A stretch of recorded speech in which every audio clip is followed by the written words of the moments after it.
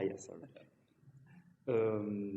Yeah, maybe we can start with a short round of presentation so we know each other. Then I'm gonna shoot some questions for us to discuss about, and then of course we will have time for the audience to ask questions or to discuss with also with the panelists whatever related to the topic. So if I start with myself, I'm Alfonso.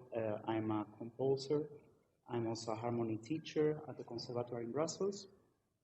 And I'm here today on behalf of the AC, which is the European Association of Conservatoires.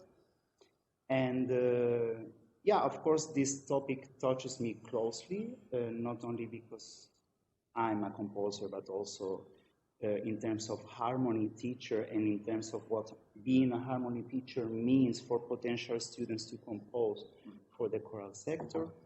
And also, I think I have also something to say in regard to how to encourage students in order to compose for one thing or the other, or to compose for voice or for real instruments rather than being just stuck at home with their computers. So I think that I have a say on that. And I'm happy to meet you all here. It's the first time that I see you all, so hopefully it won't be the last. And yeah, Onur? So, yes, I'm Onur. Just remember to put on your green. Like this, right? Yes, this is Onur Türkmen. I'm from Turkey. I live in Ankara. I teach at Bilkent University. I teach mainly composition, also European music history. So I'm here. I did a workshop yesterday. The title of the workshop was Experiencing Makam Microtones. Makams are like this traditional Turkish music modes, if you like. And also today at 9:30 in the morning, I did a lecture on Turkish music makams, how I use them in contemporary music, in new music. So I sort of try to explain my approach towards this traditional makams. And that's about it. Hello. Nice to be here as well. I'm Josep Vila Casañas. I'm from Barcelona. And I'm mostly a choral conductor and as well a composer. So I try to combine both activities as much as I can.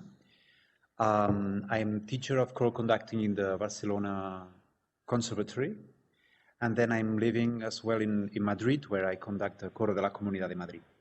So as a composer, I'm mostly involved in the choral world, which is for a long time my principal inspiration. That's it.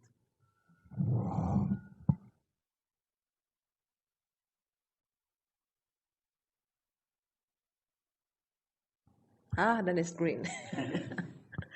I'm a composer who is very interested in bridging cultures, and I have been developing a chromatical gamelan, that is the gamelan from Indonesia, but done in the piano tuning. So this is just like getting access to the worlds of the gamelan incorporated in Western music. And with that is always sort of a choir, because I like to combine this gamelan percussion sounds, like bell sounds, with choir, because it fits very much. So actually, as I compose, I do a lot of things for choir. And also, I am very interested in singing non-Western music, because of my interest in the non-Western music. That's why I was studying Indian raga. And for me, that was an eye-opener. That's actually, as a composer, you can learn so much from singing and also from the method of the Indian raga, I think, of makam, also, and other things like in modes. And so that is really good for composers. And so that's why I want to tell about that. Hello, I'm Seán Doherty. I'm a composer from Ireland, from Derry in the north of Ireland, and I'm an academic. I'm a lecturer in Dublin City University. So I teach composition, harmony, counterpoint history at undergraduate level at postgraduate level. I've with my colleague started a master's in choral studies. So I teach 2 modules on that directly relate to choral music composition. So we start off with just the very basics of what is a vocal ensemble, how the ranges and everything, and then we get more into kind of higher end, kind of conceptual considerations, like how do you work with the text, how do you bring your own reading of a text into your composition, and I've got PhD students in composition as well. So I come to this as primarily a choral composer. I'm a singer. I sing in a choir called New Dublin Voices, who do a lot of my music, and we've just recorded an entire CD of my choral works. So I'm invested in this tradition hugely. So I'm delighted to be on this fantastic panel. Thank you so much. So the topic for today's roundtable is shifting minds in composers training. And if we narrow the scope of the topic, let's say a little bit, what we can focus today in the discussion is we know that students and composers lately have been using a lot of digital tools. A lot of them have been developed enormously during the last years, but there is still something that is missing. There is still something that when we talked about the human voice, the real voice, instead of working with a computer, there is always a lack of something. That is, I think, the purpose of the discussion today. What is the lack? What are students missing when they are just focused on computers, on working with samples, MIDI sounds, etc.? And also, I will say the other way around. What are they gaining through their laptop, through all the developments that we have been seeing in the softwares lately? I can just shout out a question just to start. We as a composers, are we using any kind of digital tool, any kind of, I guess we have paper, we always have paper, but we also have laptops. Do we use a laptop to work in our daily composing work? Do we use softwares like that? And when we compose for human voice, how do we do that? Anyone goes first? Yes, of course. I think I do use notation software, and usually in our institution, it is a question for how we train our composition students, because they tend to start with these softwares, but that's on one hand I think is very useful, because it is also big. There are a lot to learn in that course. But on the other hand, as a composer, to start to compose with written music with hand has a lot of benefits. So especially first years, we sort of advise our students, suggest that they start writing by hand and then convert to maybe in the second year or in the second semester with notation tools. But on the other hand, of course, electronic music, like all these production tools, is a huge issue today. And especially in new music, we are very much aware that multimedia is really prevail the whole scene. Even the master, the most well-known new music composers are starting to face to be, becoming outdated, because this multimedia type of stage applications are asking strong questions to written music. So at master's level, it's a big question: what may replace notation in composition in near future? Because this happened too fast. Especially, I believe the COVID period really accelerated this process. We all changed. We all went through a very strict digitalization, not only as composers, but in our lives. For example, in 2020, in February, I did not hear the term Zoom. then it was like the 75% of my life 2 months after, you know. It was really quick. So I think to balance these new applications of digitalization, but on the other hand, to still retain the intellectual depth and content as composers, I think it is a big question of how the new generations balance that. So this is my point of view. Josep, do you use any of this? Well, I use as well, of course, the software for musical edition. It's very practical, it's quick, it's clean, it's effective. But in the process of creation, I try to avoid it at the beginning because I'm a prisoner of this magic of the sheets, and your pencil and your keyboard, and if possible, a nice landscape outside, and all these sketches going around, and then there's a moment that you start to build it up, and it's very practical to get the final material. But of course, even in that moment, you would agree that it's just a tool because the music comes after. And independent of the handwriting or the musical edition through a computer, the truth comes later. And I never, for example, publish a single piece after I heard it 1 or 3 or times, just to be sure that it's the real thing.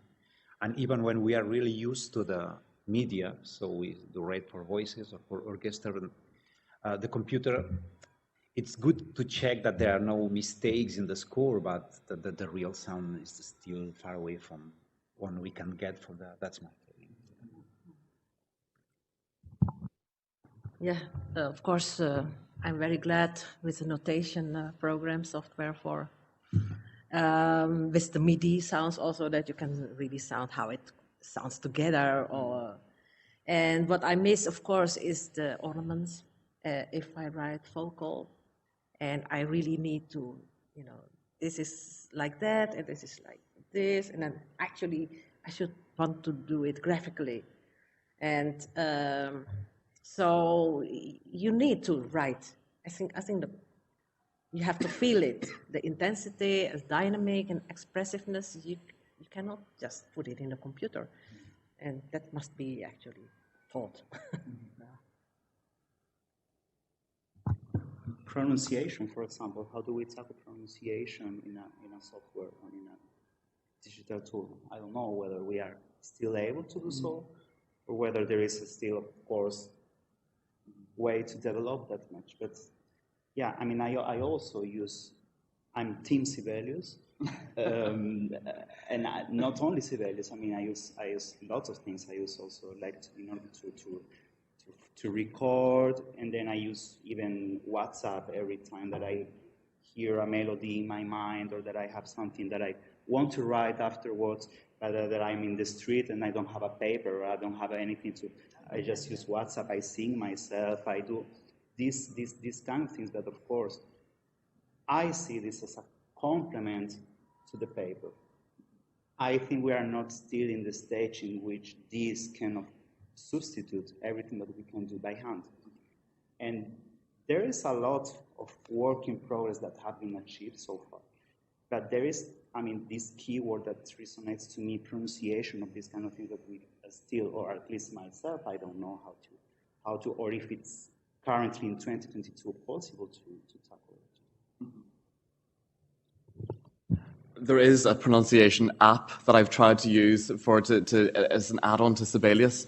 It is crunchy. It is not there yet. It is not fit for purpose. But I'd say in 10 years it will be. Like AI will come in, and there will be a possibility to have a really realistic MIDI mock-up of that. But we're still at the same stage. We're still at the yes, a computer can perform it. You will be able to hear it, but if you put it in front of real singers, and the range is off, the tessitura is unforgiving, it wrecks people's stamina, no one wants to sing it. There is knowledge that only can come from being embodied as a singer, as a performer, that you you look at Sibelius, and I'm Team Sibelius too, and it tells you if things are in the right range or not.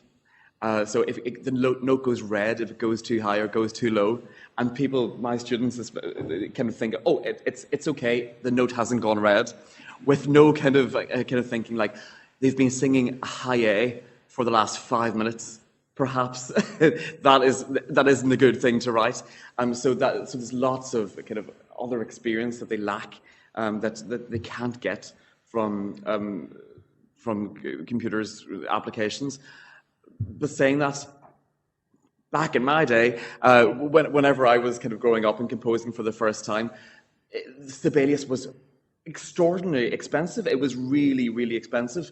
I had my first ever piece that I composed was on a free piece of software, the predecessor of MuseScore, and I couldn't even do dotted notes. Everything had to be in crotchets or minims, and that was it. But it made me compose a good piece and think, how else can I be creative with this one restriction? So I'm not saying it's a piece that has never seen the light of day since, but it was interesting for me to compose. Nowadays, MuseScore is an open source, free software that has lowered the barrier of entry for composers. Composers can access it from anywhere in the world for free.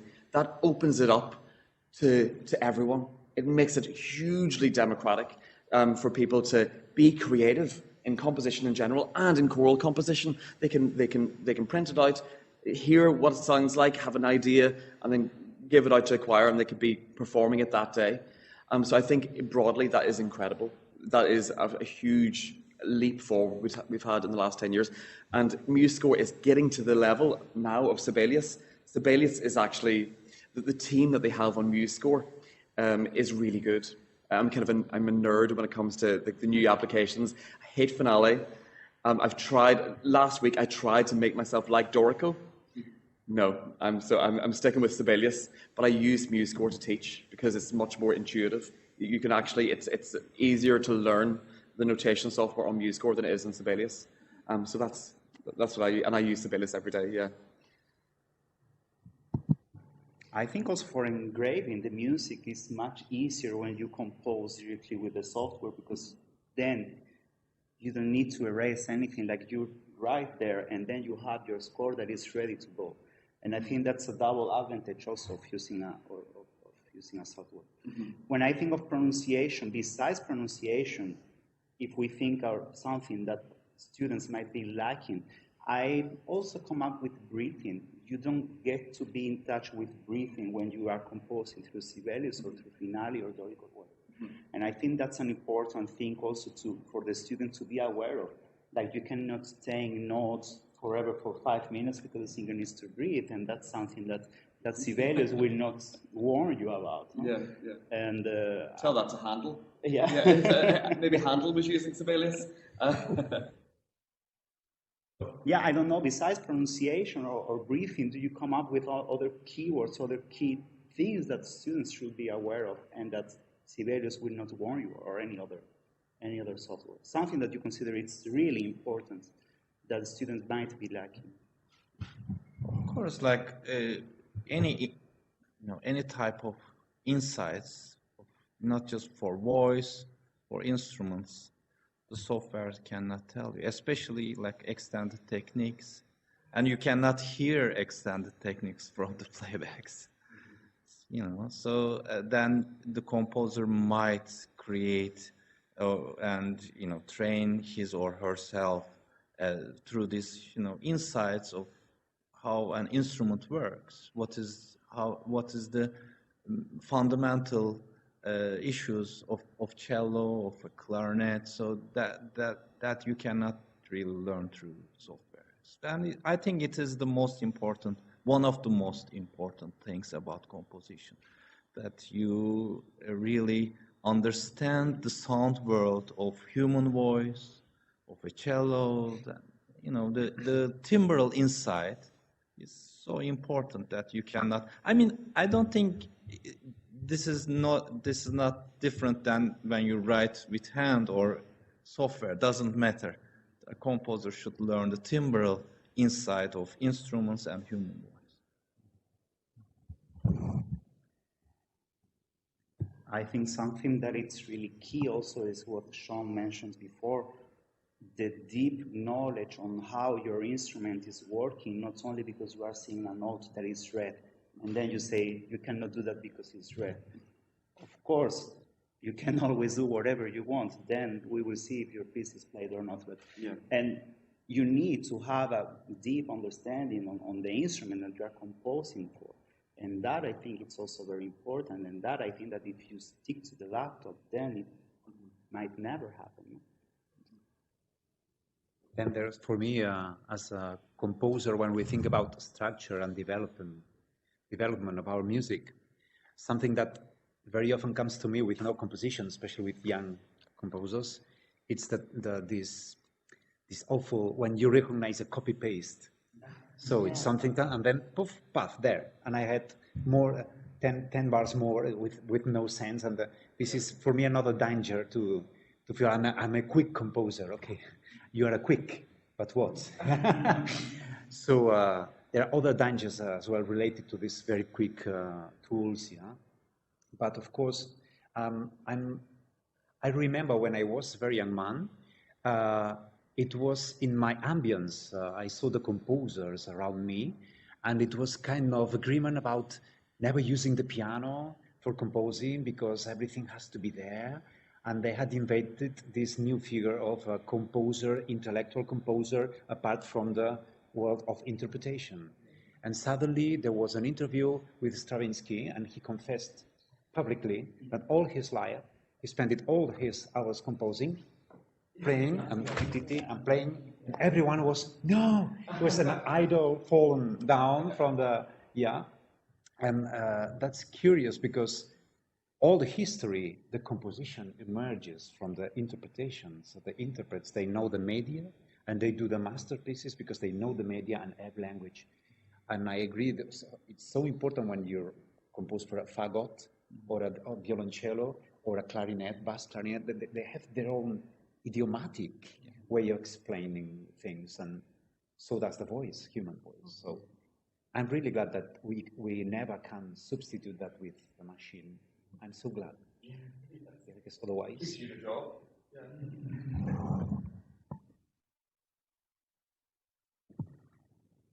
And if we wonder ourselves in a conservatoire context, do you think it's up to the composition teacher to show the students the relevance of the human voice, the power and the richness of the human voice?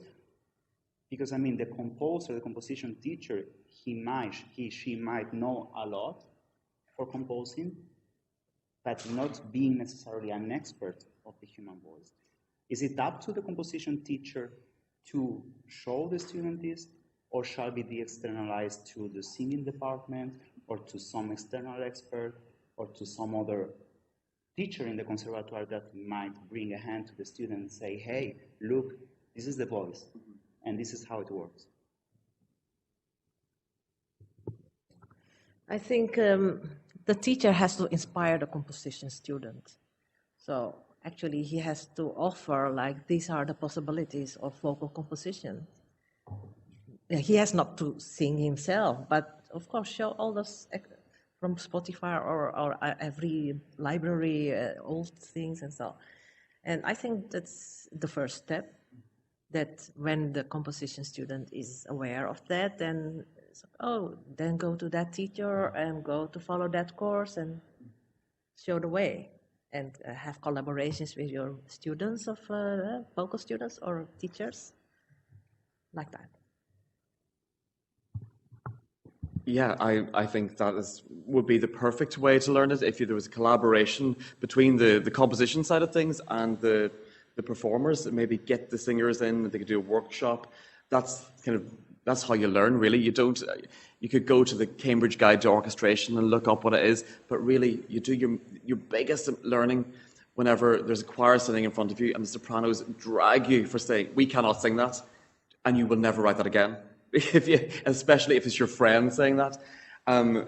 That's when you've learned your lesson. That is a life lesson. But I would say the best thing to do to learn to write for the voice is to sing yourself, and you will learn so much more just in sing in the choir, look at the rehearsal dynamic, look at what it's like to memorize a piece. You might, in composition, you're kind of taught to always develop, never do the same thing twice, always kind of find a new way of saying it. In reality, when you're trying to memorize a piece, that isn't the most helpful thing. You're trying, is it the fifth time that I sing this? I have to do this extra note. So if you're writing a piece for a certain context, you might have other considerations because you're aware of the specific performance context without music. Yeah, so I'm kind of pro. Do experience singing yourself, and that is the best way to learn it.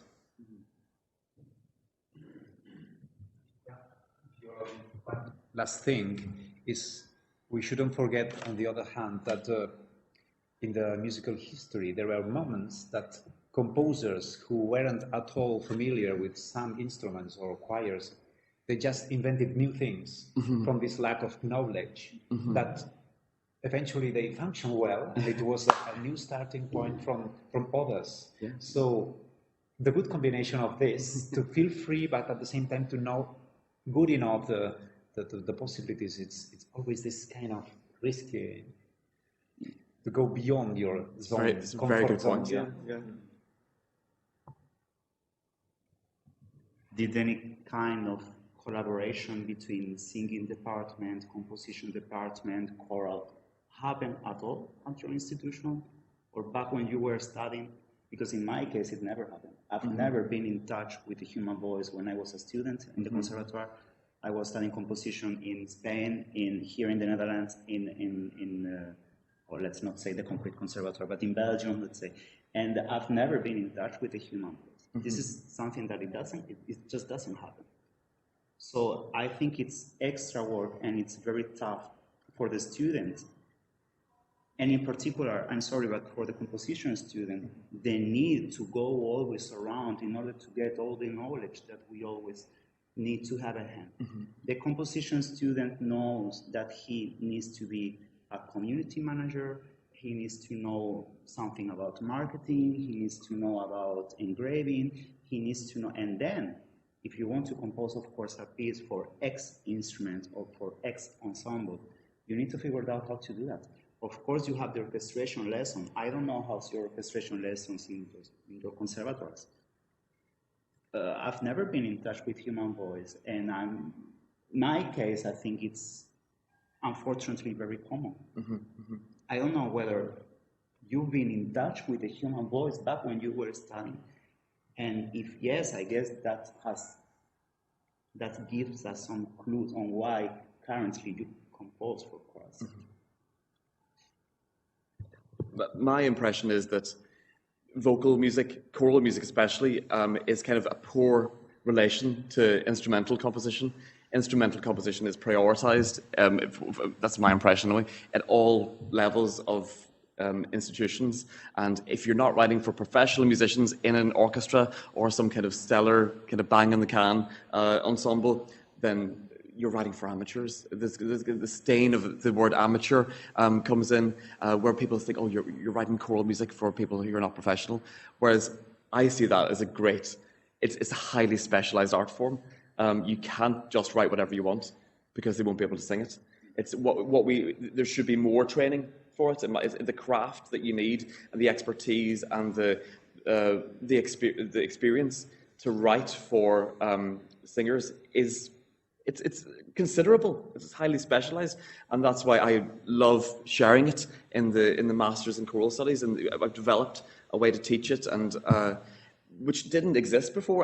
But I haven't come across it. I haven't come across like kind of a formalized way to do it that would kind of lead you step by step. And I think there isn't a great deal of formal training for it. You kind of have to pick it up from commission to commission or from piece to piece. And I think, is that your impression too, that instrumental music is perhaps prioritized in composer training? Yes, I believe so. And maybe it's some sort of a problem because I think, especially in the, let's say, European or North American new music world, I think nowadays, especially for the last 20 years or so, the instrumental music performance level is so high. But that tends to make especially for the younger generations, make the music more and more generic. Students tend to write same multiphonics, same extended techniques, and it's a big industry. There are like all these workshops and festivals, and mainly students attend to those festivals in order to seek a career. They want to work with the most well-known ensembles and composers, and usually everything happens so quickly. They attend to a workshop, one rehearsal, it's performed and it's done. The meaning of that F sharp is never discussed. Everything happens so quick. But in voice music, in music for the voice, I think singers need more, they should need more care. It's not that easy, human, because their instrument is their body, so it's never that, they can, it cannot be that generic.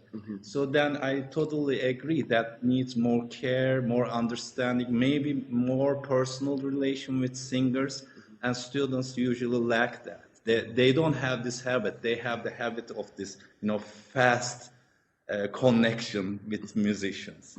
So I think also with actors, actually. Now I'm in a project with actors. It's very different than musicians because actors on the stage, they memorize these parts. So they want to rehearse for months. That never happens in music world because, on stage everybody reads music. So nobody memorizes their parts. So it's very different than a performer performs Beethoven. Works months and months, usually memorizes so that they have a real insight for the music. That never happens that rarely happens in contemporary world.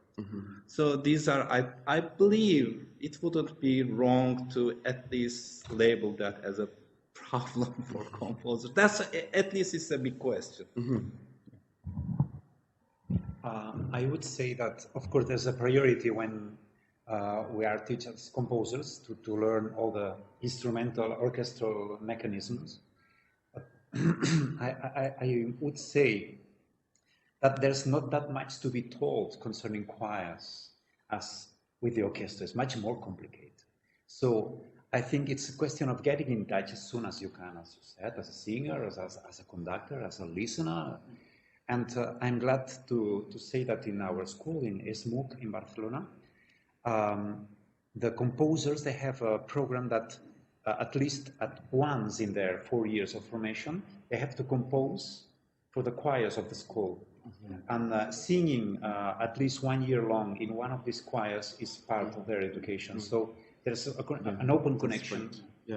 And another compensation to this unbalanced dedication to instrumental is that fortunately in mostly of the countries now it's easier to get the choir to sing one of your pieces than to get an orchestra to play it properly.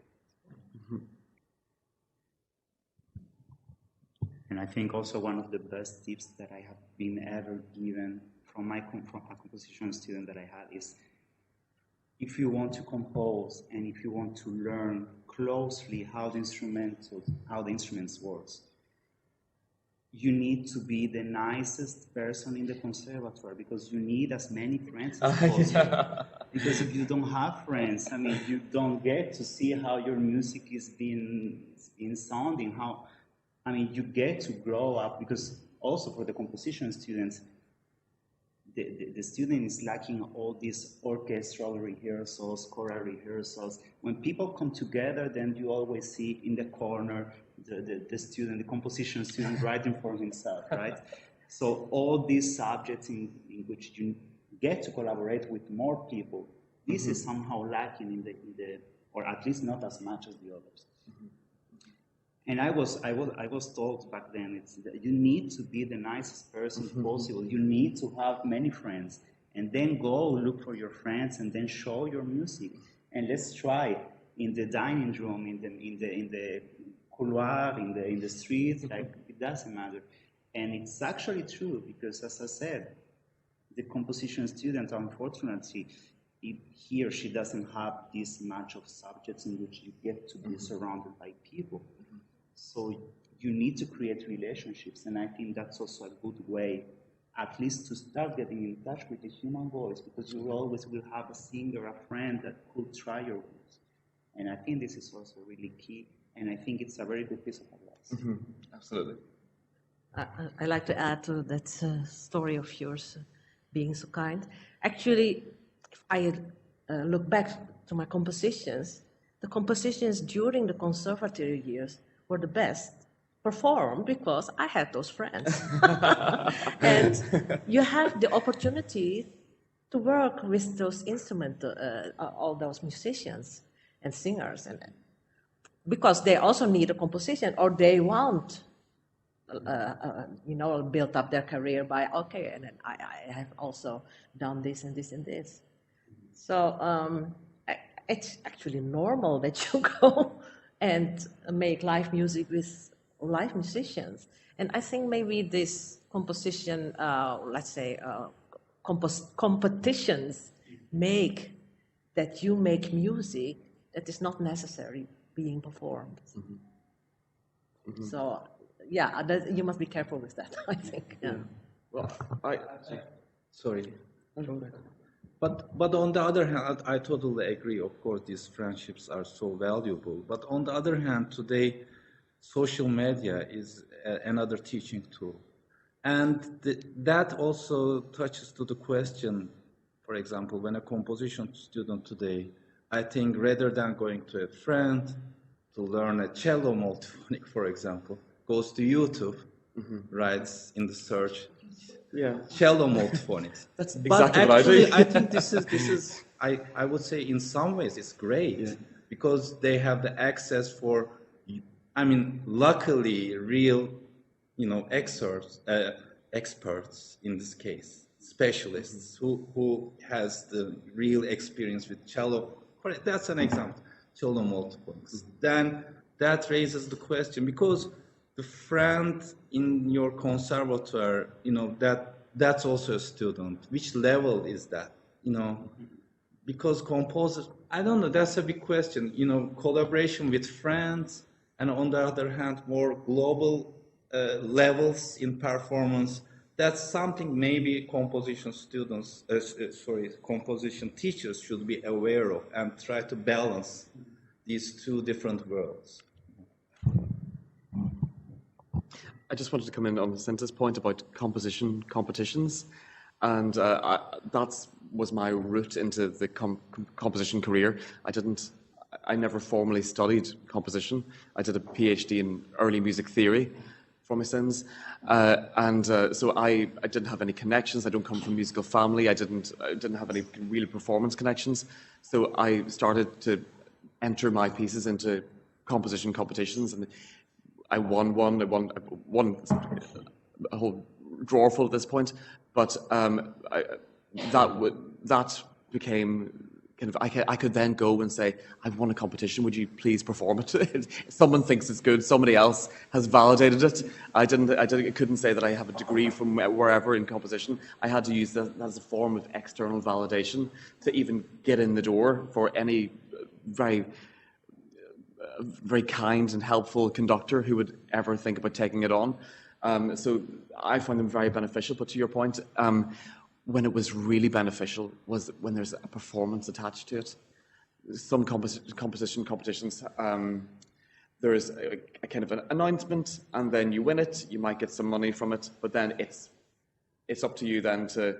It could sit in your drawer for years and years. It could sit in the drawer for 10 years. I've got pieces in my hard drive that have been kind of in purgatory for a decade at this point that haven't been performed. But so when you get a performance out of it, and then you sit back and think, well, that was awful, you know what to change for the next time. Or if it's brilliant, that you've got a recording that you can send on to the next project. So it's in my head, it's all about getting the performances. Is that your experience as well? Yeah. Okay. And the $1 million question: how would you stimulate students in order to get in touch with the human voice?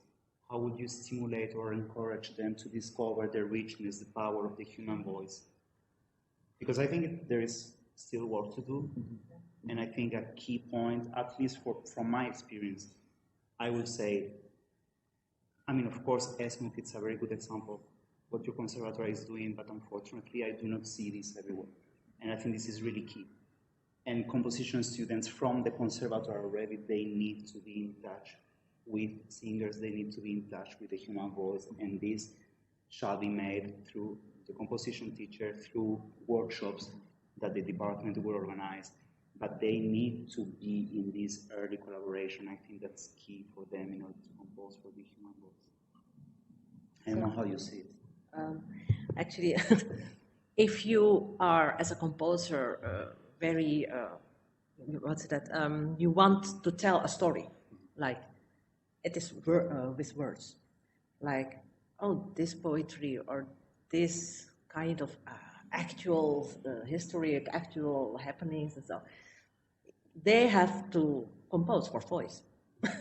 So actually, there must be something like one of the things of the composition teachers, like write something that you want to tell in words, and choose something, a vocal ensemble, or garage band. You can sing it yourself. Absolutely. And invite your friends to sing in the garage band or in the Logic or whatever, and make your own choir. I think this is just an idea that fits with this. Yeah.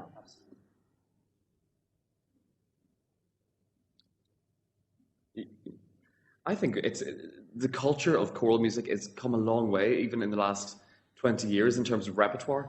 We're not considered the kind of, oh, that's a choral music composer anymore. That's the repertoire, the kind of composition that's taking place in choral music is just as interesting as the orchestral compositions or the chamber music compositions. So I think we're getting there in terms of reputation. How do you encourage it? There's a kind of a stylistic thing when you're teaching composition at third level, at a kind of a conservatoire level, and I thought we kind of got over it maybe 10 years ago, where you're kind of, but it occurs to me that composers kind of forced down a stylistic route. If you're not, everything has to be a grim parade of extended techniques, bells and whistles and everything, and never is a flute like played. It's always kind of, you have to pour a bag of sugar down a flute. But that kind of stylistic kind of shoehorning has no real place in my kind of encouraging. What I try to do is encourage creativity from anyone, and especially trying to encourage people to be composers. So I don't want to lock down any particular route or any kind of stylistic consideration that would put them off. So if they do want to consider a certain style, I want them to explore it in the most creative way possible, rather than say, you have to do this, you have to do this. It needs to have 50 extended techniques, or else I'm not giving it an A. And I think that turns people off. That kind of, when they're told, no, this isn't good enough because it doesn't conform to a certain style, people say, no, do you know what, composition isn't for me. I would say, I think composition students should be aware of the history, that instrumental music history is so limited in human history. It's just, of course, there's instrumental music in Europe from Renaissance. We don't know much about medieval times, about instrumental music. Most of medieval music is vocal music. I mean, with Haydn, I think he was the composer who sort of supported the idea that instrumental music can be serious, right? Johann Sebastian Bach in his time was only a local composer because he didn't write operas, right? Because in 18th century, if you want to be an international successful composer, you had to compose opera. So that's really like the height of instrumental music, if I'm not wrong, is like from second half of the 18th century until, I don't know, very early 21st century. I think today, young generations are very intuitively aware that the world is going through a lot of problems. So just instrumental music is not enough for expression. So I think instrumental music is facing this decline. So young generations want to express the world problem. There are a lot of economical problems, environmental problems. Young generations are really, they are very pessimistic about future. So at least in my country. So just instrumental music is not enough. So there's big interest in voice, in theater, in text. So I think this is spontaneously coming out again. So they need to learn in order to struggle to create more effective expressions as an artist. Actually, so I think it's coming out naturally nowadays. And of course, we are lucky with human voice used in many ways. It's always the most seducing instrument. And even for those who never got in touch in a proper level, in proper conditions, they fall in love immediately. My experience is not as a teacher of conducting, as you know, mostly as teacher, not as teacher of composing, mostly as teacher of conducting. And since 6 years ago, a new plan started, and now we are sharing the same students, the choral conducting and orchestra conducting. That's obliged. And it's amazing to see many of them arrived. I want to be an orchestra conductor. I do choral conducting because, okay, but I'm there. After the first session with our choir, professional choir we had sitting on the room for the practices, after conducting, I don't know, Poulenc, Maria, or Hindemith songs, French songs, they just, wow, and they start to reconsider lots of things, and it comes immediately. So it's something, again, back to this idea of putting this in contact, because the human voice will do the rest itself.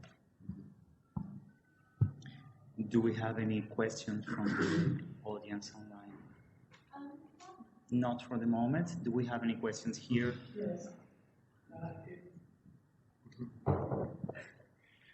It seems to me that you are discussing about composition as a starting point, but to me, composition is part of the music chain, and as you just said, Josep, should be in a team working in music school, in conservatories, but also to know for whom and in which context you compose a piece, and not just composing a piece to find then the way to perform it, but to get in touch with in which hall, for which audience, for which musicians, in which event, etc. This is to me the whole components of a teaching composition. I'm not composer as well, I don't know if it's right, but this is how I see it.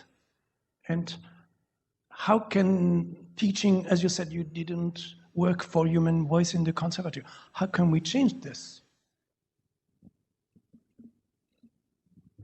I think what we are mentioning about close collaboration between departments in order to show the whole range of instrument that exists beyond clarinet, saxophone, piano, and violin. I think there is still work to do in order to at least, of course, the context in which you compose something is really key, it's really important to know. But I think that in order to know as a composer what you want to compose, you need to have the elements and you need to have all the tools. And I think there is still work to do in that sense.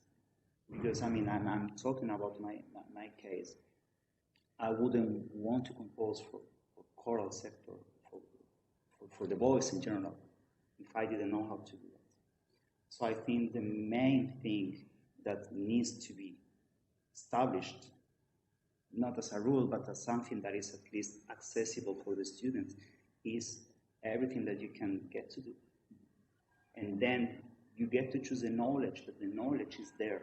And then if you want to compose for voice, you know how to do it because you know, you have the tools in order to do that. I think you opened a very rich and interesting box. Many examples, again, in the history, happens around someone composing something directly to God, for example. and this score there in a desk for 30 years, believing this is impossible to be properly sung. But this composer felt the need of doing. I'm telling about, of course, Frank Martin Mass is the biggest example. Yeah, or the B minor Mass. It wasn't written to be performed. Yeah. So I think for myself, maybe you share that once in a while I need to compose something for myself. And then if I'm lucky, it will be performed, maybe not. But mostly of the time, I think we get commissions and we know the place, as you said, the elements, the capacities of the group, and this is always an orientation and an inspiration as well. So that la mise en scène is more and more important, these extra elements from outside from the... But I love to think about these moments of solitary ways, and me and God, and then I wrote that and I don't mind, and then the humanity is so grateful that that happens. You've hit upon the real work of a composer. That is, we're talking about kind of, oh, that isn't in the right range, maybe the breath control there can be better. The real, as a career as a composer, is the phone rings, you get a commission, and then the clock starts ticking until the deadline, and then in that time you have to research. The whole process begins of finding out who the group is, where the premiere is going to be, what's the technical difficulty, maybe go and see them in rehearsal, find out a text that's appropriate for the occasion, something that's it's not too simple, it's not too difficult, and that then go into the premiere, giving an introduction, taking a bow at the end. That's the career of a composer. It's not just the dots on the page. There's a whole kind of personal aspect to it as well, on top of that as well, and that is just as probably as important as the kind of putting down the dots, and it would be brilliant if there could be a way to teach that.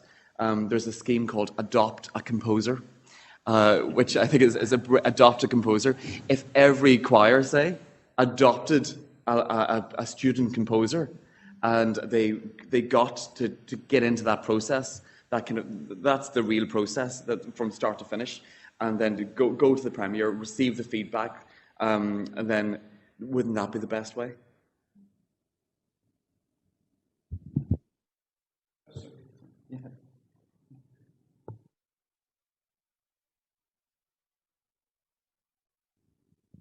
It's green now.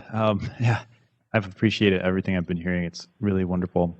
I have a question, though. I'm very familiar with the North American kind of trends, I think, especially in academic training. So if we talk about shifting minds in composer training, I'm not sure if this is relevant to Europe, but you can see even with the limited amount of job openings that we have in the United States and in Canada, there is an increasing move towards game music, film music, and commercial music, right? So, and sometimes I wonder if you're finding this in your programs, probably not as much in conservatoire type training, but we have lots of liberal arts based programs that also have music departments in them and so forth. And do you ever find that the students, the composition students, are resistant to the more human aspects? Because in some of my experience, actually with my students, they kind of say like, I don't care if the range, I have access to these really good samples and I'm going to write for film and it's not going to be a real orchestra. It's just going to be these samples, or my choral music, like it sounds good to me because I can copy paste and it's always going to be the right pulse. It's always going to be 4/4. It sounds good to me. So there's really a push and pull in some of my experience with my students, and I wonder if you're finding the same thing. Especially with video games, I will add. They're becoming crazy in these recent years with music for video games. Is something that I've never been listening this often before. And they're actually investing. At least some of my students, they are investing a lot in these huge softwares. They're paying for these samples, for these things, and also for these mega computers that they are buying because they see already their career doing things for video games, etc. I will say that especially for video games, something that in recent years has been growing enormously in my classroom. But I think you must think of the people who needs music. I mean, if you need music, you want to express your story. You want to I think as a singer, if you can improvise, you are a composer. So that kind of people, that kind of studies has to be new. Like you can study vocal and also improvisation and composing in one, because you start your composition by singing. And that's this idea I get actually from Indian raga, because if you learn the Indian raga, you improvise, and actually after doing that so many years, my compositions become better. I can sure. I think this is a big question today. So we're sort of struggling how to graduate our students, because there are some students who are in that course that you're talking about, and we're sort of questioning ourselves because these are completely relevant today. So they would have definitely careers, but on the other hand, we have requirements. In order to graduate, they need to write an orchestra piece or an extended ensemble, large ensemble piece, and so on. So we, of course, require, written music. But on the other hand, I heard from my students who are applying to, in North America for PhD, like at the administration level, there are like discussions. I'm not going to name the institutions, but whether there are camps, like some professors don't want written music. Some they Want what? written music. They don't want scores. They just want electronic music and work with multimedia. That's the course for the future. But on the other hand, some professors still they insist on the requirement of the musical score. I think we'll learn to balance this because this is the reality of today. But we are, in our institutions, we are struggling a lot. What are the requirements today for graduation? That's a big question.